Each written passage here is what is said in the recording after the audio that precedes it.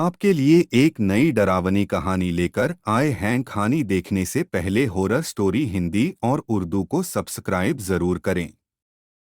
आइए शुरू करते हैं हमारी डरावनी कहानी। एक बार दिल्ली के मध्य में एक ठिठुरती सर्दी की रात में पुरानी खस्ताहाल इमारतों की कतार के बीच एक छोटा जीर्णशीर्ण घर था। ऐसा कहा जाता था कि यह घर शापित था और इसके पूर्व निवासियों की सताई हुई आत्माओं से प्रेतबाधित था। रात के सन्नाटे में फुसफुसाहटें, फीकी चीखें जो सन्नाटे को भेद रही थीं, और परछाइयां जो अपने आप चलती थीं। इस भुतहा घर की अफवाहें और कहानियां जंगल की आग की तरह फैल गईं, लेकिन सूर्यास्त के बाद किसी ने भी इसमें प्रवेश करने की हिम्मत नहीं की। एक आदमी को छोड़कर, आरिफ, जो अपनी बहादुरी या शायद अपनी मूर्खता के लिए पड़ोस में कुख्यात था। एक चांदनी रात में जब हवा तेज चल रही थी और सड़कें सुनसान थीं, आरिफ ने उस भुतहा घर में जाने का फैसला किया। एक टिमटिमाती लालटेन के अलावा और कुछ न लेकर वह सावधान कदमों से उस जर्जर इमारत में दाखिल हुआ। जैसे जैसे वह घर में आगे बढ़ रहा था, चरमराते फर्श और फुसफुसाती हवाएं उसे परेशान कर रही थीं। आरिफ का दिल जोरों से धड़क रहा था, लेकिन वह आगे बढ़ता गया और सच्चाई उजागर करने की ठान ली।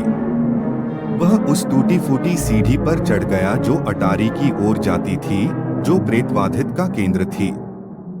अटारी में आरिफ को एक पुराना धूल भरा संदूक मिला। इसने उसे इशारा किया। इसका ढक्कन मुश्किल से खुला हुआ था। कांपते हाथों से उसने उसे धक्का देकर खोला। अंदर उसे पत्रों का एक संग्रह मिला, जिनमें से प्रत्येक पिछले से भी अधिक भयावह था। उन्होंने एक परिवार की दुखद कहानी बताई जो सदियों पहले इस घर में रहता था। परिवार के सबसे छोटे बेटे इकबाल पर जादू टोना करने का आरोप लगाया गया था और उसे उसकी मां और पिता के साथ जला दिया गया था। जैसे ही आरिफ ने पत्र पढ़े, उसे एक धीमी सी फुसफुसाहट सुनाई दी। इकबाल, इकबाल, इकबाल। वह कांप गया और पीछे मुड़ा, लेकिन वहां कोई नहीं था। लालटेन अशुभ रूप से टिमटिमा रही थी। अटारी में ठंडक महसूस होने लगी और परछाइयां गहरी हो गईं। अचानक कमरा भयानक अलौकिक रोशनी से भर गया। आरिफ भयभीत हो गया जब इकबाल की भूतिया आकृति उसके सामने साकार हो गई। उसकी आंखें खोखली और दर्द से भरी हुई थीं। तुमने हमारी पीड़ा को उजागर कर दिया है, नश्वर, इकबाल की आवाज गूंज उठी, जिससे आरिफ की हड्डियां ठंडी हो गईं। आरिफ की लालटेन बुझ गई और कमरे में अंधेरा छा गया। उसने महसूस किया कि ठंडे हाथ उसके गले के पास आ रहे हैं, जिससे उसकी जान निकल रही है। आरिफ ने जो आखिरी चीज सुनी वह इकबाल की आवाज थी, जो अब द्वेष से भरी हुई थी, फुसफुसाते हुए, अनंत पीड़ा में हमारे साथ शामिल हो जाओ की। अगली सुबह पड़ोसियों को भुतहा घर की अटारी में आरिफ का निर्जीव शरीर मिला। उसका चेहरा सरासर आतंक के मुखौटे में जम गया था।